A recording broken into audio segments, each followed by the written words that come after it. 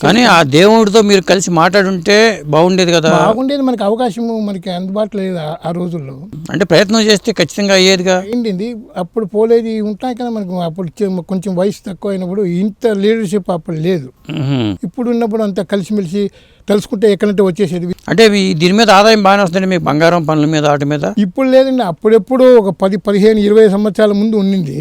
ఇప్పుడు అన్ని అంతా రెడీమేడ్లు వెళ్ళిపోతాయి కదా. రెడీమేడే. సొన్నకార వృత్తికి చాలా ఘోరంగా ఇదైపోయింది. అంటే ఇప్పుడు మిషన్తో తయారు చేస్తున్నారు అన్ని. మిషనరీ అంటే మిషన్ అయినా కూడా హ్యాండ్ వర్క్ మిషన్ వర్క్ 50%. ఎన్ని మిషన్లు వచ్చినా 50% ఇది. ఇంక 50% అంటే ఫాస్ట్గా అయితే మిషనరీ అంతే, కానీ అదే చేయి ద్వారానే ఉండాలి. చేతి వృత్తులు ఉన్నాయి, అది చేయి పని చేస్తేనే ఆభరణం తయారు. ఇప్పటికి కూడానా? ఇప్పటికే. మరి మీకు ఎందుకు పోయి కార్పొరేట్లోకి వెళ్ళిపోయింది అది? కార్పొరేట్లు అంటే పెద్ద వాళ్ళు ఇన్వెస్ట్మెంట్లు చేస్తారు కదా, పెద్ద పెద్ద కోట్లు చేసే వాళ్ళు ఉంటారు. ఈ జనం పర్చేజ్ చేస్తే వాళ్ళకి పేషెన్స్ లేదు. డబ్బులు ఇచ్చి మాత్రం మాకు ఆర్డర్ ఇస్తే 2 రోజులు 3 రోజులు ఉండాలి. మాకు లేనప్పుడు ఏం చేస్తారంటే వాళ్ళు రెడీ పో అంటే. అట్లాగే మీరు స్వర్ణకార వృత్తిలోంచి వచ్చారు కాబట్టి అడుగుతున్నాను, తయారు చేసేవాళ్ళు బంగారం కాజేయడానికి అవకాశాలు ఎక్కువ ఉంటాయి కదా, ఎంత మిగులుతుంది తయారు చేసినప్పుడు? అది దాని ఉంటుంది కదా, ఏదో తరుగు గిరుగు ఉంటుంది కదా, తరుగు దాంట్లో మజూరి కూలీ అనేది ఉంటుంది, దాంట్లో అంతే వస్తుంది. ఓకే. అంతేగాని తెలిసిపోద్ది వాళ్ళకి తీసుకుంటే, ఎక్కువ తీసుకుంటే కాదు, ఒక్క ఐటెంకి ఇంత అని ఉంటుంది దాని తరుగు, దాంట్లో చేసుకొని ఇస్తారు. 1 రోజులో 2 రోజుల్లో తయారు చేస్తారు. 2,000 3,000 అలా దొరుకుతుంది ఒక్కొక్క ఐటెంకి. దొరుకుతుంది సమస్య లేదు. బాగా వస్తే ఆర్డర్. అంటే ఈ కార్పొరేటర్ వాళ్ళు అంత ఇవ్వరు. అంటే మీరు రాగి ఎక్కువ కలిపేసి మోసం చేయొచ్చుగా. చేసేవాళ్ళు ఉన్నారు, ప్రతి వాడు మోసం చేస్తారు. దేవుడు కూడా మోసం చేయాలి, అలా కాదు. ప్రతి ఒక్కటికి మనం ఊపిరాడు బ్రతికేది కూడా ఒక నమ్మకం. ఆ నమ్మకంతో మనిషి వచ్చినప్పుడు దానికి ఉంటుంది అనమాట. రాగి కలిపితే ఎందుకంటే దానికి ఒక లిమిట్ ఉంటుంది. 24 క్యారెట్కి 10 గ్రాములకి 1 గ్రాము రాగి కలిపితే 22 క్యారెట్ ఉంది. 22లో ఆభరణాలు తయారవుతాయి. అంతే ఉంటుంది. ఎక్కువగా కలపచ్చు, మోసం చేయొచ్చు. మోసం చేసేవాడు చేయొచ్చు, మోసం చేయకుండా ఉండదు. మోసం ఎందుకు చేస్తాడు? అంటే బంగారం ఎక్కువ పెడితే ఆభరణం తయారు కాదా అసలు? 22 కాకుండా ఇంక ఎక్కువ పెట్టావు, 24 క్యారెట్ పెట్టాము. అది చాలా సాఫ్ట్గా ఉంటుంది బంగారు, అది బెండ్ అవుతుంది. ఓకే. దానికి అంత మోతాదు ఉండాలి. అంటే రాగి అనేది మోతాదు ఉండాలి. 22 క్యారెట్లకి 2 క్యారెట్స్ ఉండాలా? 10 గ్రాములు బంగారంకి 10 గ్రాము 24 క్యారెట్కి 1 గ్రాము దానికి కలిపితే 22 అవుతుంది. ఓకే. ఆ 22లోనే ఆభరణాలు తెచ్చింది. ఎందుకంటే ఇవన్నీ ఉంటాయి కదా మీ దగ్గర ఉన్న ఆభరణాలు, అవన్నీ 22లోనే తయారవుతాయి. అట్లాగా. 24 అది సాఫ్ట్. అది ఏమైనా కొన్ని షీట్లు గీట్లు వేసుకోవచ్చు, కానీ అది ఉండదు, చాలా బెండ్ అయిపోతుంది. ఎంత గట్టిగా ఉన్నా కూడా బెండ్ అయ్యి సాఫ్ట్. అదే ప్యూర్ గోల్డ్. మరి ఇప్పుడు కొన్ని పెద్ద సంస్థలు వస్తున్నాయి, బంగారపు కంపెనీలు. లలిత జ్యువెలరీ అంటున్నారు, లేకపోతే ఖజానా అంటున్నారు, కళ్యాణ్ జ్యువెలర్స్ అంటున్నారు, ఇట్లా రకరకాల పేర్లు వస్తున్నాయి. వాళ్ళు ఏమంటారు, మార్కెట్లో మాకు చాలా తక్కువకి ఇచ్చేస్తున్నామని చెప్తారు. ఇప్పుడు లలిత జ్యువెలరీ వాళ్ళు అద్భుతమైన మోసం అందులో లోపల ఉంటుందా? ఈ కస్టమర్కి దీని ద్వారా మనం చెప్పాలంటే అద్భుతమైన మోసము దాంట్లో ఉంటుంది. ఓకే. వాళ్ళకి ఆ మోసం అనేది వాళ్ళకి తెలియదు. పైన చూపించేది నీకు అంత తక్కువలో ఇస్తామంటాడు, లోపల ఎన్నో నెట్వర్క్లు ఉంటాయి 4 రకాలుగా. ఆ దీంట్లో కలిపేస్తే దీనికి 2 వాళ్ళకి లాభం వస్తుంది. ఏముంటాయి దాంట్లో? ఇప్పుడు ఏదో తరుగుంటారు, హాల్ మార్క్ అంటారు, తర్వాత ఇంకోటి డిజైన్ అంటారు, రకరకాలుగా చెప్తారు. వాళ్ళకి అవునా వాళ్ళకి తెలియదు కస్టమర్కి, అది మాకు తెలుసు. అంటే ఇప్పుడు ఏ కంపెనీలో మనం బంగారం కొన్నా దాదాపు ఆల్మోస్ట్ అన్నీ ఒకటే రేటు ఉంటాయి, పెద్ద తేడా ఏముండదు.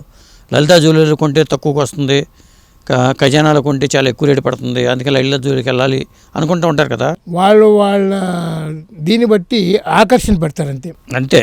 ప్రజలకి కానీ కొనే వాళ్ళకి కానీ 1 రూపాయి కూడా లాభం ఉండదు. 1 లక్ష రూపాయలకి వాళ్ళ దగ్గర కొంటే 15,000 రూపాయలు చేయించే వాళ్ళ దగ్గర తగ్గుతుంది. సేమ్ క్వాలిటీ ఇస్తారు. ఓకే. నమ్మకమైన వాళ్ళ దగ్గర పోతే హాల్మార్క్ వస్తుంది. ఇప్పుడు మనం ఫస్ట్ హాల్మార్క్ అని పెట్టారు, గవర్నమెంట్ పెట్టారు. దీన్ని మనం తీసుకొని పోతే హాల్మార్క్ ఇస్తారు, ఫార్మ్ ఇస్తారు. హాల్మార్క్లో అది కానీ దాంట్లో క్వాలిటీ ఉంటేనే హాల్మార్క్ పాస్ అవుతాయి. మిషనరీ స్కాన్ చేసి పెడతారు, అది ఇస్తారు. అవన్నీ చేయించేవాళ్ళు. ఆ నమ్మకంతో వాళ్ళకి ఇస్తే బ్రహ్మాండంగా చేయించుకోవచ్చు. కానీ వీళ్ళ దగ్గర ఎందుకంటే ఉంటుంది కదా పెద్దగా షోరూము, దాంట్లో కళ్ళు మిరుమిట్లు కూడా ఉంటాయి, దాంట్లో మారిపోతారు. అద్దంలో చూసుకొని బాగుంది ఇచ్చేయని చెప్పి ఇచ్చేస్తారు. ఇలా సాగిపోతుంది. పేషెన్స్ లేదు, మళ్ళీ టైం కావాలి కదా. మా దగ్గర ఇస్తే 2-3 రోజులు కావాలి టైం వేయాలి. వాళ్ళు అలా కాదు, 2 నిమిషాలు ఆడే ఉంటుంది, తీసుకొచ్చి వేసుకోవచ్చు, వెళ్ళిపోవచ్చు. ఓకే. ఆ విధంగా వెళ్ళిపోతుంది అనమాట. అంటే ఇప్పుడు అంత క్రితం తయారు చేసే వాళ్ళందరూ వెళ్ళిపోయి వాళ్ళ టీంలో పెట్టుకుంటున్నారు ఎంప్లాయీస్గా. వాళ్ళ టీం పెట్టుకుంటామంటే బయట ఇస్తే ఇప్పుడు ఏమంటే కొందరు బంగారం చేస్తూ తీసుకొని వెళ్ళిపోతారు. ఎక్కడో వాళ్ళ ఊర్లో ఉంటారు, బెంగాలీ వాళ్ళని ఉంటారు కదా, వాళ్ళు కలకత్తా నుంచి వస్తారు. అంటే వాళ్ళు ఒక విన్యాసం ఉంటుంది, మా విన్యాసం వేరే, సౌత్ ఇండియన్. వాళ్ళ విన్యాసంకి జనము ఆకర్షితున్నారు. ఓకే, వాళ్ళు ఏం చేస్తారంటే ఎక్కడో వచ్చి ఇక్కడ చేసుకుంటారు, అన్ని చేసుకుంటారు. సడన్గా ఒక 1/2 కేజీ 1 కేజీ వచ్చినప్పుడు ఏమైందంటే తీసుకొని వెళ్ళిపోతారు. ఓకే, అవును, ఇలా ఎన్నో జరుగుతున్నాయి. కానీ ఇప్పుడు వాళ్ళ కార్పొరేట్ ఆఫీసు దీనికి లెక్క ఉంటుంది. పోలీస్ కంప్లీట్ ఇచ్చేయలేదు. పోలీస్ కంప్లీట్ ఇస్తే వాళ్ళనే పట్టుకుంటారు కాబట్టి ఇచ్చుకోవాలి. అలా ఎన్నో జరుగుతున్నాయి, ఇప్పుడు జరుగుతుంది. అందుకని ఏం చేస్తారంటే వీళ్ళంతా ఇచ్చి ఒక రూమ్ వేసి దాంట్లో కంప్లీట్ అన్ని స్కాన్ చేసుకుని గవర్నమెంట్ చేస్తారు. లోపలికి ఎంటర్ అయ్యేటప్పుడే అన్ని స్కాన్ చేసుకుంటారు. టీటీడీలో మనం ఏదో ఒక వీళ్ళకి ఎలా చెక్ చేసి అలా చేసుకొని వర్క్ చేసుకొని మొత్తం చెక్ చేసుకొని బయటికి పంపిస్తారు, చేసుకుంటారు. ఆ విధంగా ఆడిపోతారు. ఓకే, అందరికీ అలా నచ్చదు. వాళ్ళ దీంట్లో సర్వెంట్గా చేసే వాళ్ళకి నచ్చదు కాబట్టి వాళ్ళు కొందరు పోరు, స్వాభిమానం ఉండేవాళ్ళు కొందరు పోయి చేస్తారు. ఇప్పుడు దుబాయ్ నుంచి కొనుక్కొస్తూ ఉంటారు చౌక్, కానీ అది ప్యూర్ గోల్డ్. అది దుబాయ్ ప్యూర్ గోల్డ్ అనేది 24 కాబట్టి ప్రపంచంలో అంతా ఒకటే, కానీ యూజ్ చేసుకునే విధానంలో ఉంటుంది ఆ బంగారం. దుబాయ్లో రేట్ తక్కువ అంటే అక్కడ ట్యాక్స్ తక్కువ కాబట్టి నీకు 10,000 అంటే అక్కడ మీకు 7,500 రూపాయలు దొరుకుతుంది. దుబాయ్లో 2,500 తగ్గుద్ది. 2,500 తగ్గుతుంది. అంటే దానికి పరిమితం కదా, అక్కడ నుంచి ట్యాక్స్ ఉంటుంది. దాని ట్యాక్స్ పడింది అంతే పడిపోతుంది ఇక్కడ. ఓకే, దానికి ఏమైనా 100 గ్రాములు 150 గ్రాములు పర్మిషన్ ఇస్తారు, ఇస్తారు. అక్కడ దానికి ఏం చేస్తారంటే వీళ్ళు తెచ్చుకునే వాళ్ళు 4 ఫ్రెండ్స్ని తీసుకొని వాళ్ళ బయటలో అంత తీసుకొని వచ్చి బయటకు వచ్చి ఇక్కడ అమ్ముకుంటారు. ఇలా సాగుతుంది వ్యాపారం. మోదీ బాగా పెట్టాడు, బాగా అందరికీ ఏం కనబడితే అందరికీ బ్రేకప్ చేసి, అది మంచిదే. కానీ ఇలా వీళ్ళు పెరగకూడదు. ఓకే, బాగానే ఉంది. కాకపోతే ఇలా అక్కడ ఎంత ఉంది ట్యాక్స్? అసలు దుబాయ్లో ఎంత ఉంటుంది? దుబాయ్లో అది ట్యాక్స్ తక్కువే ఉంటుంది కాబట్టి అక్కడ అదే 2,000 రూపాయలు బంగారం తగ్గుతుంది మన ఇక్కడ వచ్చేపాటికి. ఈ ట్యాక్స్లన్నీ అది వేస్తే సేమ్ ఒక 50 రూపాయలు ఇంచుమించు రేటే పడుతుంది. అదేలే, ట్యాక్స్ లేకుండా 10,000 రూపాయలకి 2,000 మిగిలిందంటే లక్ష రూపాయలకి 20,000 మిగిలినట్టే కదా. అప్పుడప్పుడు పడినప్పుడు ఏమంటే నాకు ఇంత పరిమితం జ్యువెలరీ అనేది ఒక సిద్ధాంతం ఉంటుంది గవర్నమెంట్. దాంట్లో ఒక బ్రాస్లెట్ ఒక చైన్ తీసుకొచ్చేస్తారు, పోయినప్పుడు అంతా తీసుకొచ్చి పట్టుకుంటారు. ఓకే, అప్పుడు గోల్డ్ అక్కడ తక్కువ కాబట్టి. అంటే ఓన్లీ దుబాయ్ అయినా లేకపోతే ఇంకా వేరే దేశాల్లో కూడా ఇంకా తగ్గుద్దా? అక్కడే ఎక్కువ, వేరే దేశాల్లో ట్యాక్స్ అన్నీ తక్కువే, మన ఇండియాలోనే ఎక్కువ ఉంటుంది కస్టమ్స్. ఓకే, మనకి ఇక్కడ రేట్ ఎక్కువ. మనకి ఏమైనా అంటే ముంబై మార్కెట్ మెయిన్. ముంబై మార్కెట్లో ఏం రేటు పెరుగుతుందో అక్కడ చెన్నై మార్కెట్ ఉంది, హైదరాబాద్ మెయిన్ ముంబై మార్కెట్లో ఏమి రేటు పెరుగుతుందో అక్కడ అన్ని రా గోల్డ్ కావచ్చు ఇంకోటి కావచ్చు. ఓకే,